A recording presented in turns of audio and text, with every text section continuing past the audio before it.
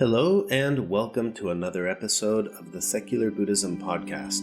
This is episode number 109. I am your host, Noah Rochetta, and today I'm talking about finding one's true self.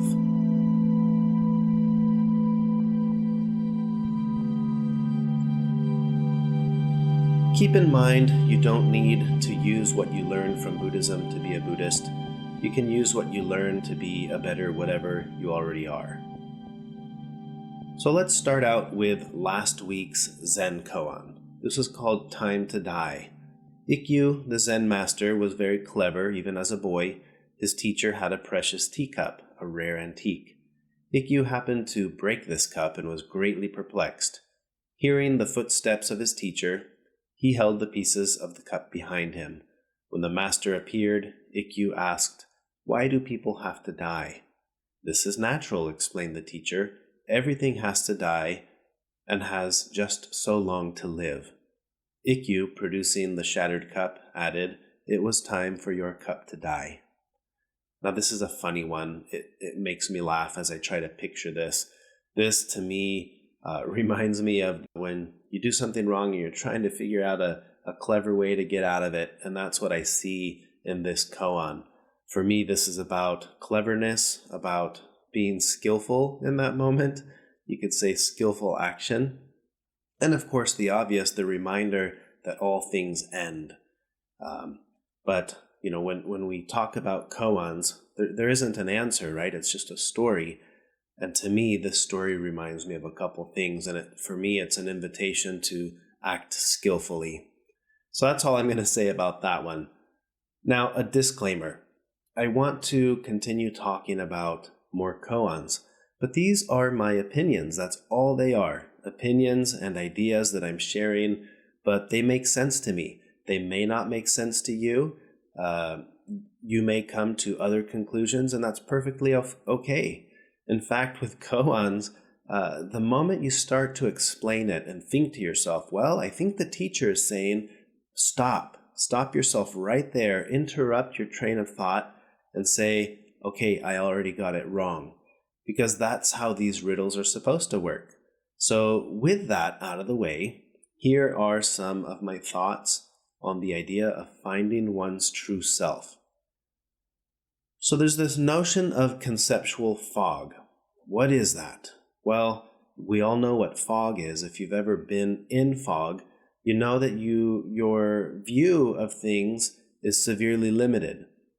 This is where the expression comes from about, fogginess, whether that be fogginess in what you see or what you're thinking. It's like you're not seeing clearly. But you break through and suddenly you see something. You get a glimpse of how things really are.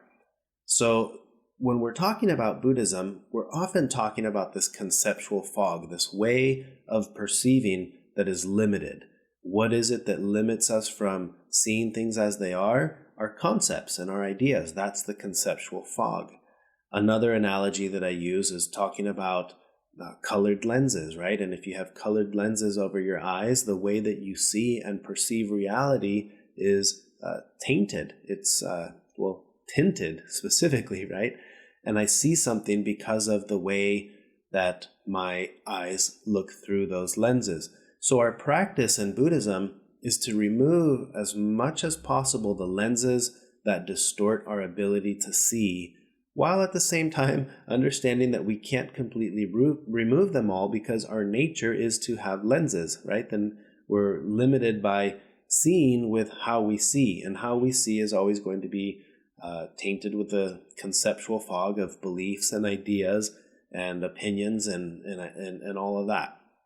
So what we're trying to do is change our relationship with the way we see things, even though the way we see things may never change. And that's kind of the catch-22 in all of this. So let's jump into another famous riddle, a koan called Mu. Now this is about Joshu, a famous Chinese Zen master who lived in Joshu, the province from which he took his name. One day, a troubled monk approached him and, intending to ask the master for guidance, a dog walked by. And the monk asked Joshu Has that dog a Buddha nature or not? The monk had barely completed his question when Joshu shouted, "Moo!" Moo is often translated as meaning no. So let me give you a little background to set up the question and explain why this is a riddle in the first place. So this Zen master, and presumably the monk, were from China, where Mahayana Buddhism is the predominant school of Buddhism. And in Mahayana Buddhism, we learn about this concept of Buddha nature, which is the fundamental nature of all beings, not just human beings. So for this monk to ask, does a dog have Buddha nature? The answer should be quite obvious. A dog is a being, and all beings have Buddha nature. But Joshu shocks everyone with his answer, moo, or no. Not only does he give the answer that wasn't quite obvious, a dog is a being, therefore all beings have Buddha nature, but Joshu, he gives the unexpected answer and he shouts it. So the obvious and expected answer would have been yes, however, the Zen master shouts no. So what's going on? For me, the question about whether or not a dog has Buddha nature is fundamentally about the nature of existence. The monk is asking this question from a one-sided perception of existence. The perspective that would have been expected and would have had one correct answer to the question. So the Zen master answers with the question somewhat as a hammer to break open that conceptual fog in the monk's ordinary way of thinking. Now remember, practicing with a koan consists mainly of taking away what you are sure about, especially what you're sure about yourself. It's trying to pull the rug out from under your feet. It's trying to break the firm foundation on which you stand when it comes to what you know and what you believe about yourself. So understanding this, it's interesting and then seems quite obvious that the answer to the question is no. So the answer is yes and the answer is no.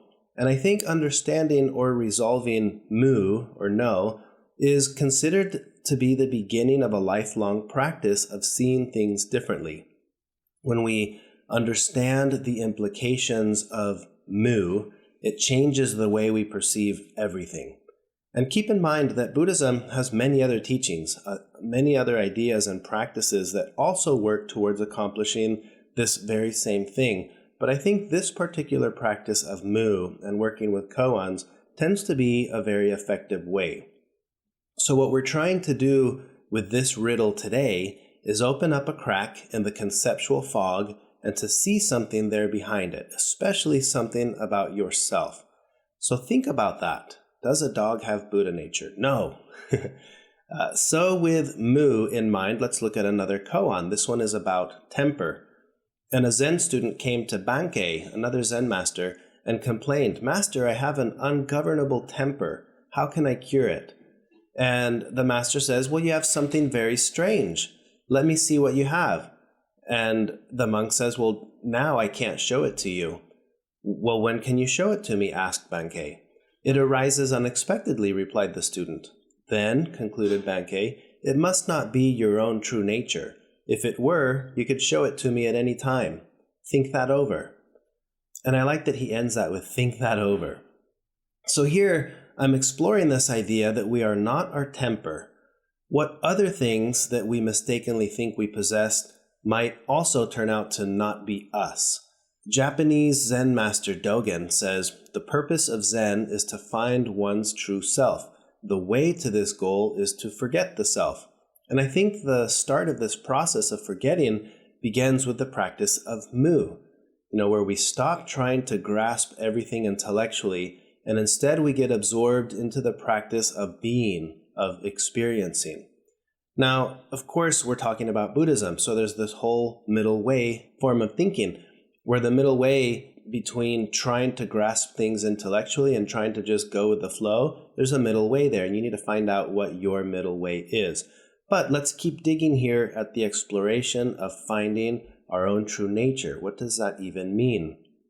Well, in Buddhism, it's common to teach or to convey ideas of what something is by specifically pointing out to what it's not.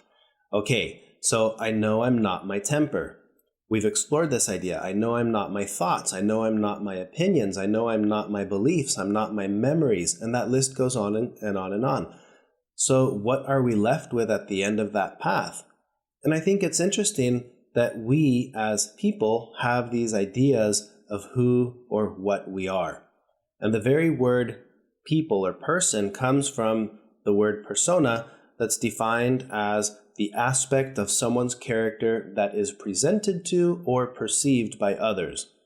Another definition is a role or character adopted by an author or an actor. And I'd like to add my own definition here, combining those two with a flavor of Buddhism: a role or character adopted by a being that gets presented to or perceived by others. And in that sense, I like to ask myself, well, then what is my true nature? Perhaps my nature is to adopt an image, a collection of ideas and beliefs I have about myself, and then I strive to present those to others. And that gets complicated because I'm also of the nature to create roles or characters that I have for others that I perceive them to have for me. So we're stuck in this situation where there's me, there's who I think I am. Those are already two different things. There's who you think I am. That's a third one. There's who I think you think I am. There's a fourth one. And that goes on and on and on, right? All these roles that we're juggling, that we're trying to put out there and interpret about who we think we are. And then, of course, there's the problem of time and impermanence. I want to find my true self. Okay, well, which one? The one of right now or the one of 5 minutes ago? Or is it the true self of tomorrow or the one of 5 years from now? And then add the complications of interdependence. Which true self am I looking for? The one that's me when I'm hungry or when I'm scared? That's a different version of me than when I'm happy and I'm content. So which one is the true self? And perhaps what I'll find in my quest to find my true self is that there is no true self. There is only the me that I am in the present moment, influenced by countless moments in time that have led to this precise moment, and countless variables and factors outside of myself that make myself how I am in this moment. And I really like the thought of that. It allows me to have the freedom to explore who I am right now, the me of this specific moment. And maybe I'm just an actor in this cosmic movie of life, and I happen to be so good at acting that I believe that I'm really the part that I'm playing. Could that be my true self? That's a thought I like. I like exploring that one. And I must say, there's nothing wrong with having a persona. There's nothing wrong with playing a part. I think it's inevitable for us to play these parts because that's what we do. We're human beings, and our human nature is that's our human nature. And if I was to wake up and realize, oh, I've been playing a part, and now I want to stop playing the part, I'm going to be playing the part of someone who stopped playing the part, right? There's no way to escape the part playing that we do. So for me, it all goes back to this wonderful Buddhist term of skillful means. If I understand my true self, how can I go about being a more skillful version of myself? What parts of my character are no longer skillful and can be modified or adjusted to be better for myself and for those around me? And how can I change the relationship I have with the character that I'm playing? So I guess I'm going to say, think that over for a bit. And again, these are just my thoughts. They may be complete nonsense, but I'm happy to share this nonsense with you. And speaking of nonsense, I'm going to end the podcast episode with another Zen koan, a riddle. And this one is called Bodhidharma's Beard. A bit of background for you. Bodhidharma is the founder of Zen, and he was known for having a large beard, and that's important to know. So here's the riddle. Wakuan saw a picture of bearded Bodhidharma and exclaimed, "Why hasn't this fellow a beard?" And that's the koan. Sit with that one, explore that, see if you can answer that. That's all I have for the podcast episode this week, but thank you for listening and being a part of this journey with me. If you enjoyed the podcast episode, please share it with others, write a review, give it a rating in iTunes. If you would like to make a donation to support the work I'm doing with the podcast, please visit secularbuddhism.com and click the donate button. That's all I have for now, but I look forward to recording another podcast episode soon. Until next time.